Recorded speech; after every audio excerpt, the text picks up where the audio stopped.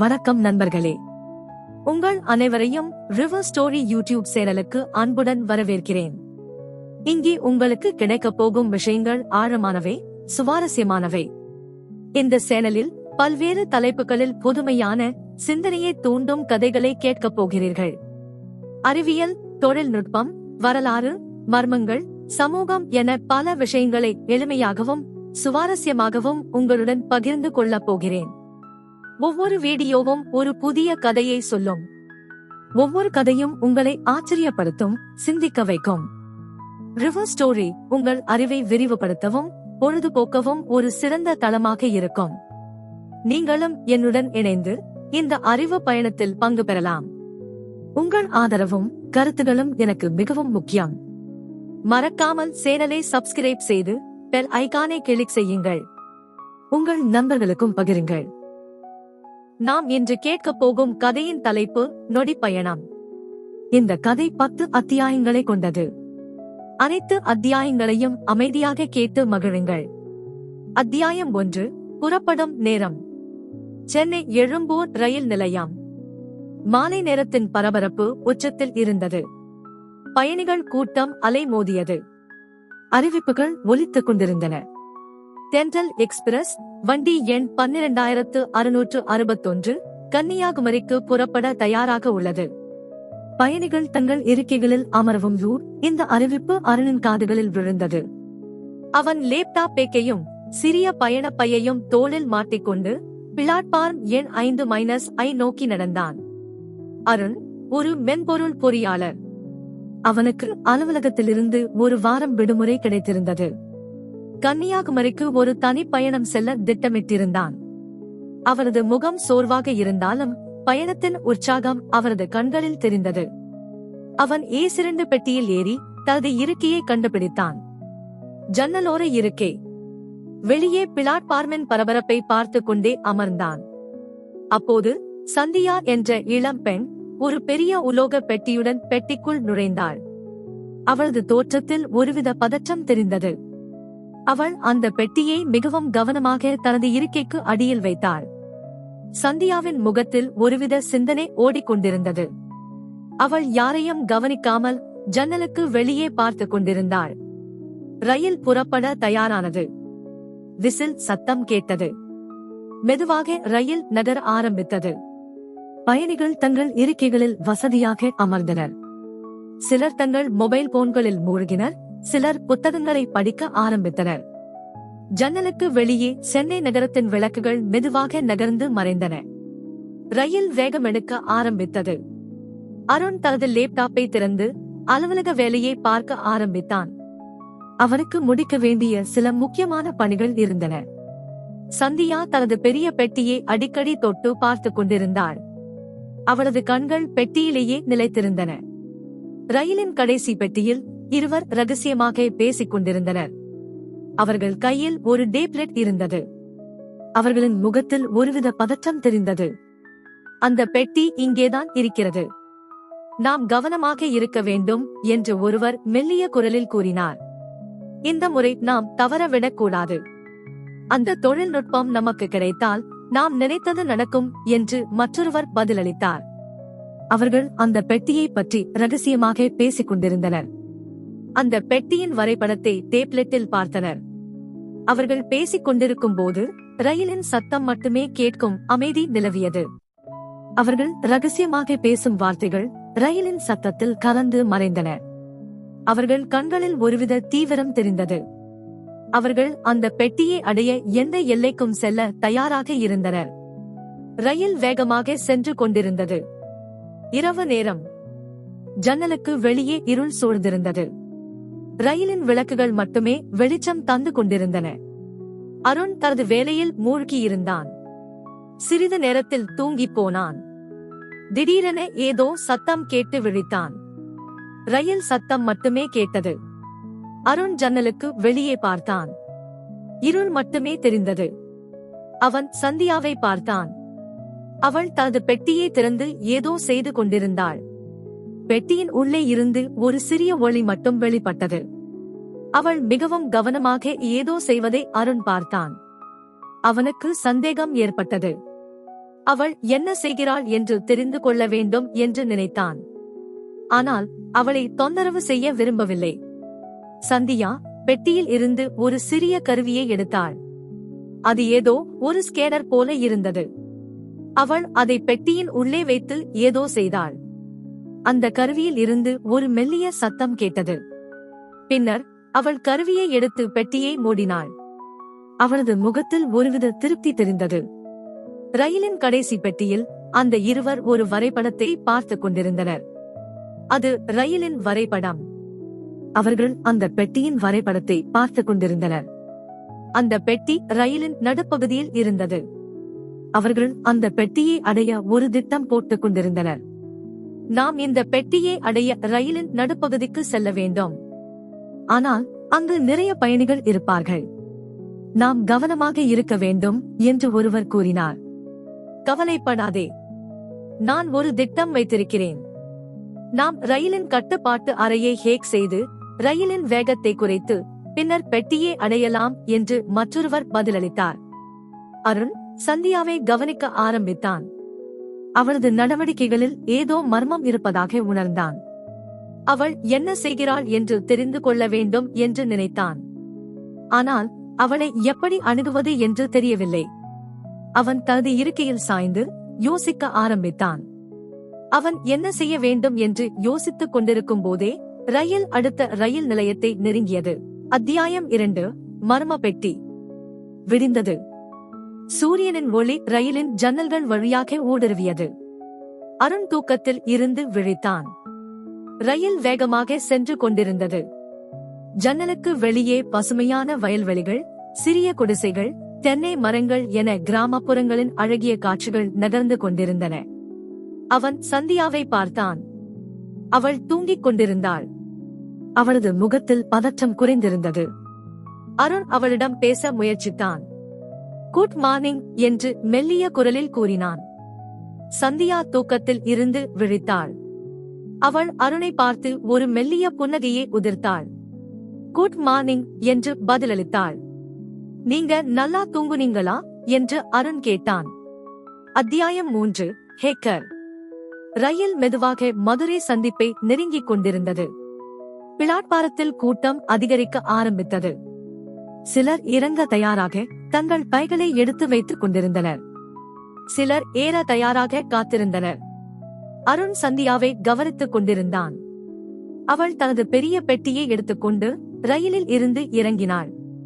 அவளை பின்தொடர்ந்து அருணும் இறங்கினான். சந்தியா நேராக ரயிலின் முன்பகுதியை நோக்கி நடந்தாள். அருண் தொலைவில் இருந்து அவளை பின்தொடர்ந்தான். அவள் ரயிலின் கட்டுப்பாட்டு அறை இருக்கும் பகுதியை நோக்கி செல்வதை அருண் கவனித்தான். அந்த பகுதி பொதுவாக பயணிகளுக்கு அனுமதிக்கப்படாத இடம். சந்தியா எப்படி அங்கு செல்கிறாள் என்று அருணுக்கு புரியவில்லை. அவன் ரகசியமாக அவளை பின்தொடர்ந்து சென்றான். கட்டுப்பாட்டு அறையின் கதவு சிறிது திறந்திருந்தது. சந்தியா உள்ளே நுழைந்தாள். அருண் கதவு வழியாக எட்டி பார்த்தான். சந்தியா கணினி முன் அமர்ந்திருந்தாள். அவள் ஏதோ செய்து கொண்டிருந்தாள். அருணுக்கு அவள் என்ன செய்கிறாள் என்று புரியவில்லை. அவன் உள்ளே நுழைய முடிவு செய்தான். அருண் மெதுவாக கட்டுப்பாட்டு அறைக்குள் நுழைந்தான். சந்தியா கணினியில் ஏதோ டைப் செய்து கொண்டிருந்தாள். அவள் மிகவும் வேகமாக டைப் செய்தாள். அவள் கண்கள் கணினி திரையில் நிலைத்திருந்தன. அவள் முகத்தில் ஒருவித தீவிரம் தெரிந்தது. அருண் அவளை நெருங்கி சென்று பார்த்தான். சந்தியா ரயிலின் பாதுகாப்பு அமைப்பை ஹேக் செய்து கொண்டிருந்தாள். அருண் அதிர்ச்சியில் உறைந்து போனான். அவனுக்கு நம்ப முடியவில்லை. சந்தியா ஒரு ஹேக்கரா? அவள் ஏன் ரயிலின் பாதுகாப்பு அமைப்பை ஹேக் செய்கிறாள்? இந்த கேள்விகள் அவன் மனதில் எழுந்தன. திடீரென்று ரயிலின் கடைசி பெட்டியில் இருந்து ஒரு சத்தம் கேட்டது. அது ஒரு உலோக பொருள் உடைபடும் சத்தம் போல இருந்தது. அருண் மற்றும் சந்தியா ஒருவரை ஒருவர் பார்த்துக் கொண்டனர். அவர்கள் முகத்தில் பயம் தெரிந்தது. ரயிலின் கடைசி பெட்டியில் அந்த இருவர் பெட்டியின் பூட்டை உடைத்துவிட்டனர். அவர்கள் பெட்டியின் உள்ளே நுழைந்தனர். அங்கு ஒரு பெரிய இயந்திரம் இருந்தது. அது ஒரு விசித்திரமான இயந்திரம். அதில் நிறைய கம்பிகள் மற்றும் விளக்குகள் இருந்தன. அந்த இருவர் அந்த இயந்திரத்தை ஆய்வு செய்ய ஆரம்பித்தனர். இதுதான் அந்த குவாண்டம் கம்ப்யூட்டரா என்று ஒருவர் கேட்டார். ஆமா, இதுதான் அது. இதில் நிறைய ரகசியங்கள் அடங்கியிருக்கு என்று மற்றொருவர் பதிலளித்தார். அவர்கள் அந்த இயந்திரத்தை பற்றி பேசிக் கொண்டனர். அவர்கள் அந்த இயந்திரத்தை எப்படி பயன்படுத்துவது என்று திட்டமிட்டனர். அருண் மற்றும் சந்தியா ரயிலின் கடைசி பெட்டிக்கு ஓடினார்கள். அவர்கள் பெட்டியின் கதவை திறந்து உள்ளே நுழைந்தனர். அந்த இருவர் அந்த இயந்திரத்தை ஆய்வு செய்து கொண்டிருந்தனர். அருண் மற்றும் சந்தியா அவர்களை பார்த்து அதிர்ச்சியடைந்தனர். நீங்க யாரு என்று அருண் கேட்டான். அந்த இருவர் அருண் மற்றும் சந்தியாவை பார்த்து திடுக்கிட்டனர். அவர்கள் கையில் ஒரு டேப்லெட் இருந்தது. அந்த டேப்லெட்டில் ஒரு நீல நிற ஒளி வீசிக் கொண்டிருந்தது. அவர்கள் அருண் மற்றும் சந்தியாவை நோக்கி அந்த டேப்லெட்டை நீட்டினர். அந்த நீல நிற ஒளி அருண் மற்றும் சந்தியாவின் முகத்தில் பட்டது. அவர்கள் கண்கள் மயங்கின. அத்தியாயம் 4 விஞ்ஞான ரகசியம். நீல ஒளி அருண் மற்றும் சந்தியாவின் முகத்தில் பட்டதும் அவர்களுக்கு ஒரு வினோத உணர்வு ஏற்பட்டது. கண்கள் கூசியது, தலை சுற்றியது. சில நொடிகளில் அந்த உணர்வு மறைந்தது. அவர்கள் சுதாரித்து பார்த்தபோது அந்த இருவரும் அந்த இயந்திரத்தின் அருகில் நின்று கொண்டிருந்தனர். அவர்கள் முகத்தில் ஒருவித திருப்தி தெரிந்தது. இந்த இயந்திரம் ஒரு குவாண்டம் கம்ப்யூட்டர் என்று ஒருவன் கூறினான். இது எதற்கு என்று அருண் குழப்பத்துடன் கேட்டான். இது வெறும் கம்ப்யூட்டர் இல்லை, இது காலப்பயணம் செய்ய உதவும் ஒரு இயந்திரம் என்று மற்றவன் பதிலளித்தான். அருண் மற்றும் சந்தியா அதிர்ச்சியில் உறைந்து போயினர். காலப்பயணமா? இது சாத்தியமா என்று சந்தியா கேட்டாள். ஆமாம், இந்த குவாண்டம் கம்ப்யூட்டரில் சேமிக்கப்பட்டுள்ள தகவல்கள் மூலம் நாம் கடந்த காலத்திற்கும் எதிர்காலத்திற்கும் பயணிக்க முடியும் என்று முதல்வன் விளக்கினான். இந்த தொழில்நுட்பம் உலகையே மாற்றிவிடும். சந்தியா விஞ்ஞானியாக இந்த தொழில்நுட்பத்தின் ஆபத்தை உணர்ந்தாள். இந்த தொழில்நுட்பம் தவறான கைகளில் சிக்கினால் அது மிகவும் ஆபத்தானது. நீங்கள் இதை எதற்கு பயன்படுத்தப் போகிறீர்கள் என்று கேட்டாள். அது உனக்கு தேவையில்லாதது என்று ஒருவன் கடுமையான குரலில் கூறினான். இந்த இயந்திரத்தை எங்களுக்கு கொடுத்துவிடு. உனக்கு எந்த தீங்கும் செய்ய மாட்டோம். உங்களை நான் நம்ப மாட்டேன். இந்த தொழில்நுட்பம் உலகிற்கு சேதத்தை ஏற்படுத்தும் என்று சந்தியா உறுதியாக கூறினாள். அப்படியானால் நாங்களே இதை எடுத்துக் கொள்கிறோம் என்று கூறி அவர்கள் சந்தியாவை நோக்கி பாய்ந்தனர். அருண் உடனே செயல்பட்டான். அவன் ஒருவனை தள்ளிவிட்டு சந்தியாவை காப்பாற்றினான். ரயிலின் கடைசி பெட்டியில் ஒரு கடும் சண்டை நடந்தது. அருண் மற்றும் சந்தியா அந்த இருவரையும் எதிர்த்து போராடினர். சந்தியா தற்காப்பு கலையில் சிறந்து விளங்கினாள். அவள் வேகமாக நகர்ந்து அவர்களை தாக்கினாள். அருண் தனது பலத்தை பயன்படுத்தி அவர்களை எதிர்த்து நின்றான். ரயில் குலுங்கியது. பெட்டியில் இருந்த பொருட்கள் கீழே விழுந்தன. சண்டையின் போது அந்த டேப்லெட் கீழே விழுந்தது. டேப்லெட் தரையில் விழுந்து உடைந்தது. அதிலிருந்து ஒரு நீல நிற ஒளி வெடித்து சிதறியது. ரயில் கடுமையாக அதிர்ந்தது. பயணிகள் அலறினர். ரயிலின் விளக்குகள் அணைந்தன. எல்லாம் இருளில் மூழ்கியது. அருண் மற்றும் சந்தியா என்ன நடக்கிறது என்று புரியாமல் திகைத்து நின்றனர். அந்த நீல நிற ஒளி என்ன செய்தது? ரயிலுக்கு என்ன ஆகும்? அவர்களுக்கு எதுவும் புரியவில்லை. அத்தியாயம் 5 ஆபத்தான பயணம். நீல ஒளி மறைந்ததும் ரயில் பயங்கரமாக குலுங்க ஆரம்பித்தது. ஜன்னல்கள் வழியாக வெளிச்சம் வந்து சென்றது. பயணிகள் அனைவரும் பயத்தில் அலறினர். சிலர் தங்கள் இருக்கைகளை இறுக பிடித்துக் கொண்டனர். சிலர் தரையில் விழுந்தனர். குழந்தைகள் அழ ஆரம்பித்தனர். ரயில் ஒரு பாலத்தை கடந்து கொண்டிருந்தது. பாலத்தின் கீழே ஆழமான பள்ளத்தாக்கு. ரயில் பாலத்தில் இருந்து விலகி விழுந்தால் என்ன ஆகும் என்று யோசித்து பயணிகள் நடுங்கினர். அருண் மற்றும் சந்தியா எழுந்து நின்றனர். அவர்களால் நிற்க முடியவில்லை.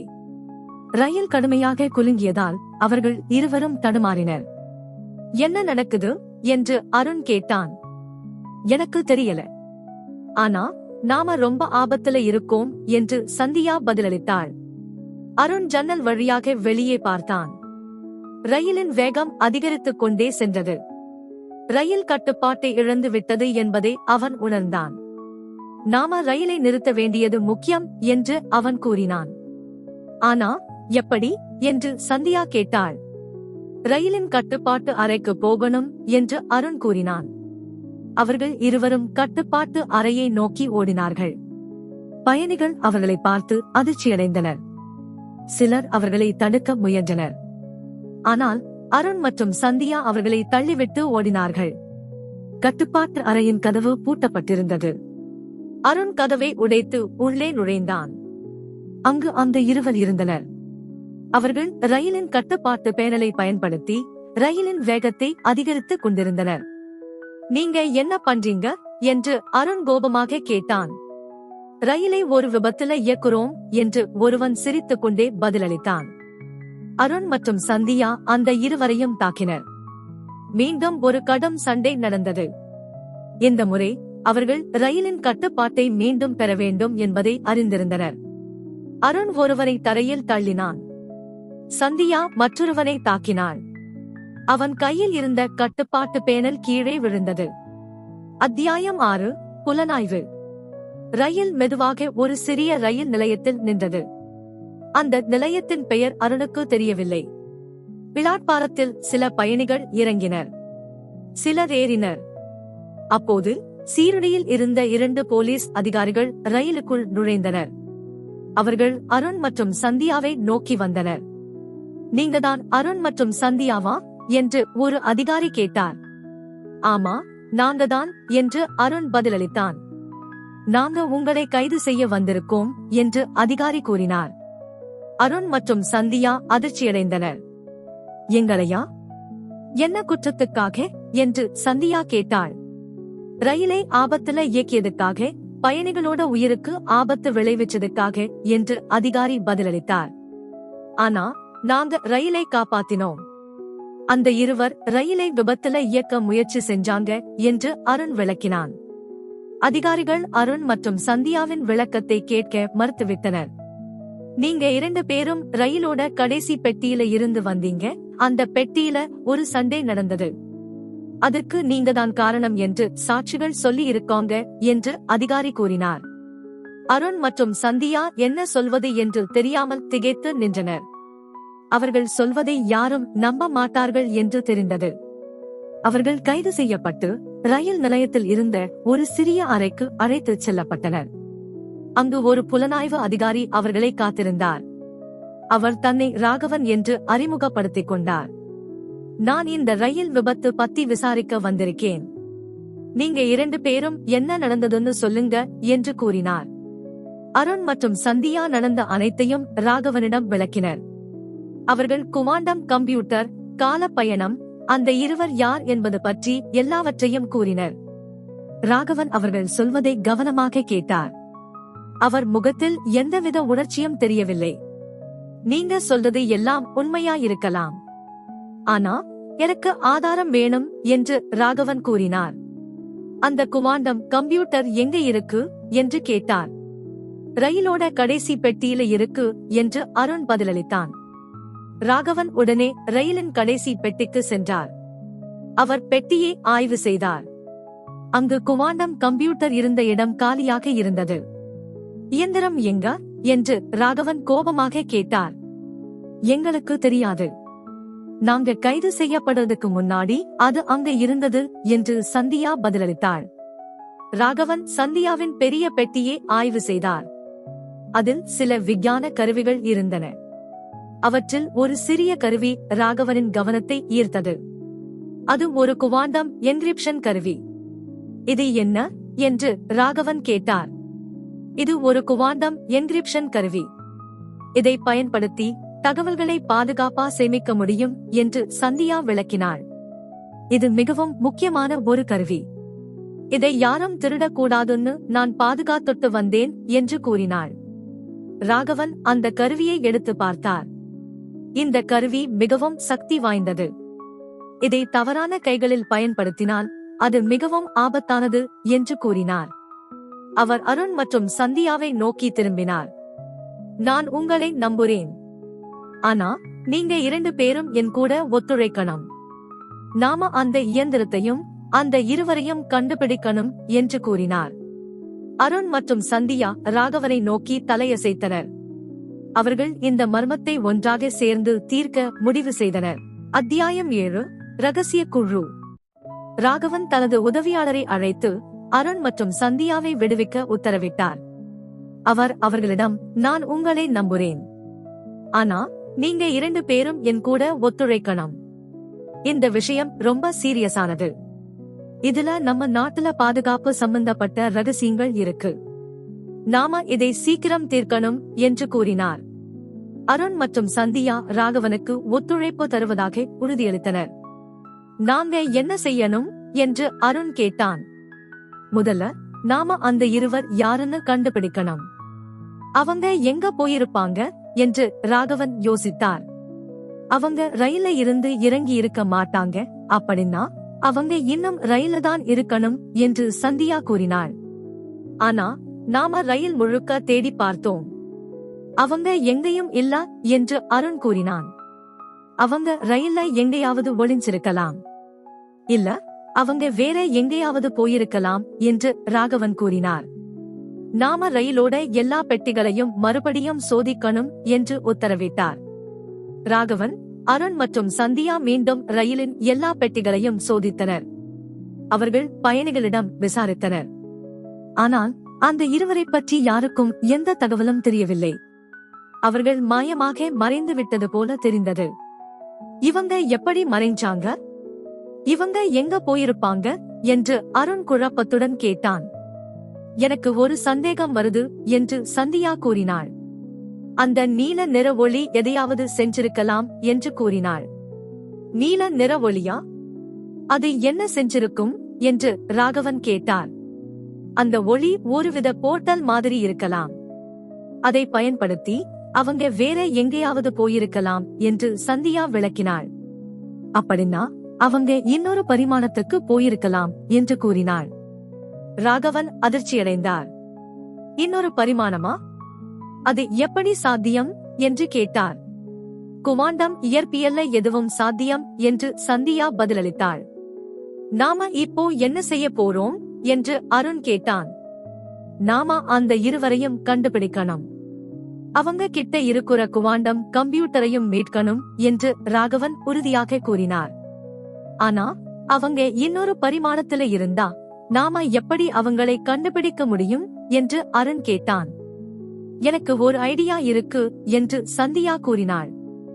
நாம அந்த குவாண்டம் என்கிரிப்ஷன் கருவியை பயன்படுத்தி அவங்களை கண்டுபிடிக்கலாம் என்று கூறினாள். அந்த கருவியில இருக்கிற தகவல்களை பயன்படுத்தி நாம அவங்க இருக்கிற இடத்தை கண்டுபிடிக்கலாம் என்று விளக்கினாள். ராகவன் சந்தியாவின் ஐடியாவை ஏற்றுக்கொண்டார். சரி, நாம அதை செஞ்சு பார்க்கலாம் என்று கூறினார். அவர்கள் மூவரும் ரயிலின் ஒரு பெட்டிக்கு சென்று குவாண்டம் என்கிரிப்ஷன் கருவியை பயன்படுத்தி அந்த இருவரை தேட ஆரம்பித்தனர். அத்தியாயம் 8 மறைக்கப்பட்ட உண்மை. ரயிலின் ஒரு தனி பெட்டியில் ராகவன், அருண் மற்றும் சந்தியா குவாண்டம் என்கிரிப்ஷன் கருவியை பயன்படுத்தி தீவிரமாக வேலை செய்து கொண்டிருந்தனர். சந்தியா கருவியை இயக்கி அதில் சில குறியீடுகளை பதிவு செய்தாள். கருவியின் திரையில் பல வரைபடங்கள் மற்றும் குறியீடுகள் தோன்றின. இந்த கருவி அந்த இருவரோட இருப்பிடத்தை கண்டுபிடிக்க முயற்சி செய்துட்டு இருக்கு. ஆனா அவங்க ஏதோ ஒருவித குவாண்டம் ஷீல்டை பயன்படுத்துறாங்க போல இருக்கு. அதனால அவங்களோட சரியான இருப்பிடத்தை கண்டுபிடிக்க முடியல என்று சந்தியா கூறினாள். அப்படின்னா நாம என்ன செய்ய முடியும் என்று ராகவன் கேட்டார். நாம அந்த ஷீல்டை உடைக்கணும். அதுக்கு நமக்கு அவங்க பயன்படுத்துற தொழில்நுட்பத்தை பத்தி தெரிஞ்சுக்கணும் என்று சந்தியா பதிலளித்தாள். அருண் திடீரென்று ஏதோ நினைவுக்கு வந்தவன் போல அந்த டேப்லெட் என்று கூறினான். அந்த இருவர்கிட்ட ஒரு டேப்லெட் இருந்தது. அதுல நிறைய தகவல்கள் இருந்திருக்கும். அந்த டேப்லெட்டை நாம கண்டுபிடிச்சா அதுல இருந்து நமக்கு தேவையான தகவல்களை கிடைக்கலாம் என்று கூறினான். ஆனா அந்த டேப்லெட் உடைஞ்சு போச்சுல என்று ராகவன் கேட்டார். ஆமா, ஆனா அதோட மெமரி சீப் இன்னும் சரியா இருக்கலாம். நாம அதை கண்டுபிடிச்சா அதுல இருந்து தகவல்களை எடுக்க முடியும் என்று அருண் விளக்கினான். அவர்கள் மூவரும் ரயிலின் கடைசி பெட்டிக்கு மீண்டும் சென்றனர். அங்கு உடைந்த டேப்லெட்டின் பாகங்கள் சிதறி கிடந்தன. அருண் கவனமாக அந்த பாகங்களை சேகரித்தான். அவற்றில் மெமரி சீப் சேதமடையாமல் இருந்தது. அருண் அதை எடுத்து குவாண்டம் என்கிரிப்ஷன் கருவியுடன் இணைத்தான். கருவியின் திரையில் டேப்லெட்டில் இருந்த தகவல்கள் தோன்ற ஆரம்பித்தன. அதில் அந்த இருவரை பற்றிய தகவல்கள், அவர்களின் திட்டம், அவர்கள் பயன்படுத்தும் தொழில்நுட்பம் பற்றிய விவரங்கள் எல்லாம் இருந்தன. ராகவன் அந்த தகவல்களை படித்து அதிர்ச்சியடைந்தார். இவங்க ஒரு ரகசிய குழுவை சேர்ந்தவங்க, இவங்க நம்ம நாட்டுல குழப்பத்தை ஏற்படுத்த திட்டமிட்டிருக்காங்க, இவங்க கிட்ட இருக்கிற குவாண்டம் கம்ப்யூட்டரை பயன்படுத்தி காலப்பயணம் செய்து நம்ம நாட்டுல முக்கியமான நிகழ்வுகளை மாத்த திட்டமிட்டிருக்காங்க என்று ராகவன் கூறினார். இவங்களை நாம உடனே நிறுத்தணும் என்று அருண் கூறினான். ஆனா அவங்க எங்க இருக்காங்கன்னு நமக்கு தெரியாதே என்று சந்தியா கேட்டாள். அவங்க இருக்கிற இடத்தை கண்டுபிடிக்க நான் ஒரு வழியை கண்டுபிடிச்சிட்டேன் என்று ராகவன் கூறினார். அவர் தனது கையில் இருந்த ஒரு சிறிய கருவியை காட்டினார். இது ஒரு குவாண்டம் டிராக்கர். இதை பயன்படுத்தி நாம அவங்களை பின்தொடரலாம் என்று கூறினார். அவர்கள் மூவரும் குவாண்டம் டிராக்கரை பயன்படுத்தி அந்த இருவரை தேட ஆரம்பித்தனர். டிராக்கர் அவர்களை ரயிலின் ஒரு ரகசிய பகுதிக்கு அழைத்துச் சென்றது. அத்தியாயம் 9. பரிமாண பிளவு. குவாண்டம் டிராக்கரின் வழிகாட்டுதலின்படி ராகவன், அருண் மற்றும் சந்தியா ரயிலின் ஒரு மறைக்கப்பட்ட பகுதிக்கு சென்றனர். அது ரயிலின் சாதாரண பெட்டிகளிலிருந்து முற்றிலும் மாறுபட்டிருந்தது. உலோக சுவர்கள் வினோதமான ஒளியே உமிழ்ந்தன. தரையில் வித்தியாசமான குறியீடுகள் வரையப்பட்டிருந்தன. இது ரயிலின் ஒரு ரகசிய ஆய்வகமாக இருந்தது. இது என்ன இடம் என்று அருண் ஆச்சரியத்துடன் கேட்டான். இது ஒரு பரிமாண பிளவு ஆய்வகம். அந்த ரகசிய குழுவினர் இங்கேதான் தங்கள் பரிமாண பயணத்திற்கான ஆராய்ச்சிகளை மேற்கொண்டுள்ளனர் என்று சந்தியா விளக்கினாள். அவர்கள் இங்கேதான் குவாண்டம் கம்ப்யூட்டரை பயன்படுத்தி கால பயணத்திற்கான போர்ட்டல்களை உருவாக்கினார்கள். ராகவன் சுற்றும் முற்றும் பார்த்தார். அவர்கள் இங்கே நிறைய தொழில்நுட்பங்களை மறைத்து வைத்திருக்கிறார்கள். நாம் மிகவும் கவனமாக இருக்க வேண்டும் என்றார். அவர்கள் மூவரும் மெதுவாக ஆய்வகத்திற்குள் நுழைந்தனர். ஆய்வகத்தின் மையத்தில் ஒரு பெரிய இயந்திரம் இருந்தது. அது குவாண்டம் கம்ப்யூட்டரை போலவே இருந்தது, ஆனால் அதைவிட பெரியதாகவும் சிக்கலானதாகவும் இருந்தது. அதிலிருந்து ஒரு நீல நிற ஒளி வீசிக் கொண்டிருந்தது. அதுதான் அவர்கள் பயன்படுத்திய போர்ட்டல் ஜெனரேட்டர் என்று சந்தியா கூறினாள். அவர்கள் அதை பயன்படுத்தி பல பரிமாணங்களுக்கு பயணம் செய்துள்ளனர். அப்போது ஆய்வகத்தின் ஒரு மூலையில் இருந்து ஒரு சத்தம் கேட்டது. அவர்கள் அந்த திசையை நோக்கி திரும்பினர். அந்த ரகசிய குழுவின் இருவர் அங்கு நின்று கொண்டிருந்தனர். அவர்கள் கையில் குவாண்டம் கம்ப்யூட்டர் இருந்தது. நீங்கள் இங்கே என்ன செய்கிறீர்கள் என்று ஒருவன் கோபமாக கேட்டான். உங்களை கைது செய்ய வந்திருக்கிறோம். நீங்கள் செய்த குற்றங்கள் போதும் என்று ராகவன் பதிலளித்தார். நாங்கள் எந்த குற்றமும் செய்யவில்லை. நாங்கள் செய்வது எல்லாம் நாட்டின் நன்மைக்காகத்தான் என்று மற்றொருவன் கூறினான். உங்கள் நன்மை நாட்டின் அழிவுக்கு வழிவகுக்கும் என்று அருண் கூறினான். நீங்கள் கால பயணத்தை பயன்படுத்தி வரலாற்றை மாற்ற நினைத்தால் அது பேரழிவில் முடியும். நீங்கள் ஒன்றும் புரிந்து கொள்ளவில்லை. நாங்கள் வரலாற்றை மாற்றினால் நாட்டில் அமைதியும் வளமும் பெருகும் என்று ஒருவன் கூறினான். அமைதியும் வளமும் தவறான வழியில் கிடைத்தால் அது நிலையற்றது என்று சந்தியா கூறினாள். நீங்கள் செய்யும் தவறுகள் எதிர்காலத்தில் பெரும் விளைவுகளை ஏற்படுத்தும். அவர்கள் மூவரும் அந்த இருவரையும் நோக்கி முன்னேறினர். அந்த இருவர் குவாண்டம் கம்ப்யூட்டரை இயக்கினர்.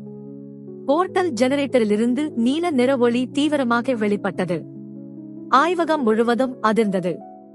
நாங்கள் உங்களை விட்டுச் செல்லப் போவதில்லை என்று ஒருவன் கூறினான். நாங்கள் இந்த பரிமாண பிளவை பயன்படுத்தி தப்பித்துச் செல்வோம். போர்ட்டல் ஜெனரேட்டரிலிருந்து ஒரு பெரிய நீல நிற போர்ட்டல் திறந்தது. அந்த இருவர் குவாண்டம் கம்ப்யூட்டருடன் போர்ட்டலுக்குள் நுழைய முயன்றனர். ராகவன் உடனே தனது துப்பாக்கியை எடுத்து அவர்களை நோக்கி சுட்டார். ஆனால் அவர்கள் போர்ட்டலுக்குள் மறைந்துவிட்டனர். போர்ட்டல் ஜெனரேட்டர் வெடிக்க ஆரம்பித்தது. ஆய்வகம் முழுவதும் தீப்பிடித்தது. ராகவன், அருண் மற்றும் சந்தியா விரைவாக வெளியேறினர். ஆய்வகம் வெடித்து சிதறியது. ரயில் அதிர்ந்தது. பயணிகள் அனைவரும் பயத்தில் அலறினர். அவர்கள் தப்பித்துவிட்டார்கள் என்று அருண் கூறினார். அவர்கள் எங்கே சென்றிருப்பார்கள் என்று சந்தியா கேட்டாள். அவர்கள் எந்த பரிமாணத்திற்கு சென்றிருந்தாலும் அவர்களை நாம் கண்டுபிடித்தே ஆகஸ்ட் வேண்டும் என்று ராகவன் உறுதியாக கூறினார். அவர்கள் கையில் இருக்கும் குவாண்டம் கம்ப்யூட்டர் உலகிற்கு பெரும் ஆபத்தை விளைவிக்கும். அத்தியாயம் 10 காலத்தின் சவால். ஆய்வகம் வெடித்து சிதறிய பின் ரயிலின் பயணிகள் அனைவரும் அதிர்ச்சியில் உறைந்திருந்தனர். ராகவன், அருண் மற்றும் சந்தியா ரயிலின் கட்டுப்பாட்டு அறைக்கு சென்று நடந்த சம்பவங்களை ரயில் ஓட்டுநரிடம் விளக்கினர். ரயில் ஓட்டுநர் உடனடியாக ரயில் நிலையத்திற்கு தகவல் அளித்து கூடுதல் பாதுகாப்பு ஏற்பாடுகளை செய்ய கோரினார். அவர்கள் தப்பித்து விட்டார்கள். ஆனால் அவர்கள் எங்கோ ஒரு பரிமாணத்தில் ஒளிந்திருக்கிறார்கள். நாம் அவர்களை கண்டுபிடித்தே ஆகஸ்ட் வேண்டும் என்று ராகவன் கூறினார். அவர்கள் கையில் இருக்கும் குவாண்டம் கம்ப்யூட்டர் பெரும் ஆபத்தை விளைவிக்கும். அவர்கள் எந்த பரிமாணத்திற்கு சென்றிருப்பார்கள் என்று எப்படி கண்டுபிடிப்பது என்று அருண் கேட்டான். அந்த குவாண்டம் டிராக்கரை மீண்டும் பயன்படுத்தலாம் என்று சந்தியா பரிந்துரைத்தாள். அவர்கள் பரிமாண பிளவை பயன்படுத்தியதால் டிராக்கர் அவர்களை பின்தொடர முடியும். அவர்கள் மூவரும் குவாண்டம் டிராக்கரை மீண்டும் இயக்கினர். டிராக்கர் ஒரு வினோதமான அதிர்வெண்ணை காட்டியது. இது அவர்கள் சென்ற பரிமாணத்தின் அதிர்வெண் என்று சந்தியா விளக்கினாள். இந்த அதிர்வெண்ணை பயன்படுத்தி நாம் ஒரு போர்ட்டலை உருவாக்க முடியும். ஆனால் போர்ட்டலை உருவாக்குவது எளிதல்ல என்று ராகவன் எச்சரித்தார். நாம் மிகவும் கவனமாக இருக்க வேண்டும். தவறான அதிர்வெண்ணை பயன்படுத்தினால் நாம் வேறு ஒரு ஆபத்தான பரிமாணத்திற்கு சென்று விடலாம். சந்தியா குவாண்டம் என்கிரிப்ஷன் கருவியை பயன்படுத்தி போர்ட்டலுக்கான அதிர்வெண்ணை சரிசெய்தாள். இதுதான் சரியான அதிர்வெண் என்று அவள் கூறினாள். நாம் இப்போது போர்ட்டலை உருவாக்கலாம். அவர்கள் ரயிலின் ஒரு தனி பெட்டியில் போர்ட்டல் ஜெனரேட்டரை உருவாக்கினர். ஜெனரேட்டரிலிருந்து ஒரு நீல நிற ஒளி வெளிப்பட்டது. மெதுவாக ஒரு பெரிய போர்ட்டல் திறந்தது. நாம் தயாராக இருக்க வேண்டும். அவர்கள் எந்த ஆபத்தையும் ஏற்படுத்தலாம் என்று ராகவன் கூறினார். அவர்கள் மூவரும் போர்ட்டலுக்குள் நுழைந்தனர். அவர்கள் ஒரு வினோதமான பரிமாணத்தில் இருந்தனர். அங்கு வானம் ஊதா நிறத்தில் இருந்தது. நிலம் கருப்பு நிறத்தில் இருந்தது. வினோதமான தாவரங்கள் மற்றும் உயிரினங்கள் அங்கு இருந்தன. இது அவர்கள் ஒளிந்திருக்கும் இடம் என்று சந்தியா கூறினாள். நாம் அவர்களை கண்டுபிடித்து குவாண்டம் கம்ப்யூட்டரை மீட்க வேண்டும். அவர்கள் மூவரும் அந்த பரிமாணத்தில் அந்த ரகசிய குழுவினரை தேட ஆரம்பித்தனர். அவர்கள் அந்த பரிமாணத்தின் மையத்தில் ஒரு பெரிய கோட்டையை கண்டுபிடித்தனர். அதுதான் அந்த ரகசிய குழுவினரின் தலைமையகம். அவர்கள் கோட்டைக்குள் நுழைந்தனர். அங்கு அந்த இருவர் குவாண்டம் கம்ப்யூட்டருடன் இருந்தனர். நீங்கள் எங்களை பின்தொடர்ந்து வந்திருக்கிறீர்கள் என்று ஒருவன் கூறினான். நீங்கள் எங்களை தடுக்க முடியாது. நாங்கள் வரலாற்றை மாற்றி உலகை எங்கள் கட்டுப்பாட்டில் கொண்டு வருவோம். ராகவன், அருண் மற்றும் சந்தியா அந்த இருவரையும் எதிர்த்து போராடினர். ஒரு கடுமையான சண்டை நடந்தது. சந்தியா குவாண்டம் கம்ப்யூட்டரை கைப்பற்றினாள். அருண் அந்த இருவரையும் தடுத்து நிறுத்தினான். ராகவன் அவர்களை கைது செய்தார். அவர்கள் குவாண்டம் கம்ப்யூட்டருடன் போர்ட்டல் வழியாக மீண்டும் தங்கள் பரிமாணத்திற்கு திரும்பினர். அவர்கள் அந்த ரகசிய குழுவினரை காவல்துறையிடம் ஒப்படைத்தனர். குவாண்டம் கம்ப்யூட்டரை அரசாங்கத்திடம் ஒப்படைத்தனர். அருண் மற்றும் சந்தியா தங்கள் பயணத்தை தொடர்ந்தனர். அவர்கள் கன்னியாகுமரிக்கு சென்று அங்கு அமைதியான கடற்கரையில் ஓய்வெடுத்தனர். அவர்கள் ஒருவரையொருவர் பார்த்து புன்னகைத்தனர். அவர்கள் ஒரு ஆபத்தான சாகசத்தை ஒன்றாக கடந்து வந்திருந்தனர். அவர்கள் நண்பர்களாக மாறினர். காலத்தின் சவாலை அவர்கள் ஒன்றாக எதிர்கொண்டனர். இத்துடன் இந்த கதை முடிந்தது. நாம் ஒரு புதிய கதையுடன் வேறொரு நேரத்தில் மீண்டும் சந்திப்போம். அதுவரை உங்கள் அனைவருக்கும் வணக்கம்.